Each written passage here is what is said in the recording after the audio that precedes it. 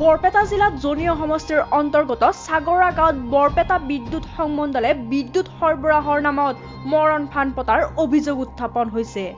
মূৰৰ পৰা মাত্ৰ 6 ইঞ্চি ওপৰেৰে বিদ্যুৎ সংকুলভাৱে বিদ্যুৎ সৰবৰাহ তাৰ ওলমি পৰিছে। আনকি মানুহ এঘৰৰ টিন পাতৰ চালিৰ মাত্ৰ 1.5 ফুট ওপৰেৰে গৈছে এই মৰণ ফান তাৰ। যিকোনো মুহূৰ্তত সংঘটিত হ'ব পাৰে ভয়াৱহ দুৰ্ঘটনা। তেখেতে ক'লে চাওক আমাৰ তাৰটো ডাউন হৈ আছে, মূৰৰ পৰা 6 ইঞ্চি ওপৰত, ঘৰটো চাওক ঘৰৰ ইফালে 1.5 ফুট ওপৰত আছে, যাৰ কাৰণে এতিয়া আমি মানে আতংক হৈছে আমাৰ কাৰণে এটা। আমাৰ এতিয়া বহুত মানে কষ্ট হৈ আছে। লাইনমেনক জনোৱা হৈছে, বিদ্যুৎ বিভাগকো বহুতবাৰ জনোৱা হৈছে, যাৰ পৰা আমি মানে একো হেৰি পোৱা নাই, কামখিনি হোৱা নাই এতিয়ালৈকে।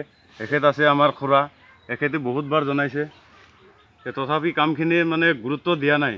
বিদ্যুৎ বিভাগৰ অৱহেলাৰ বাবে প্ৰায়ে বিপদৰ সন্মুখীন হ'ব লগা হৈছে স্থানীয় ৰাইজ।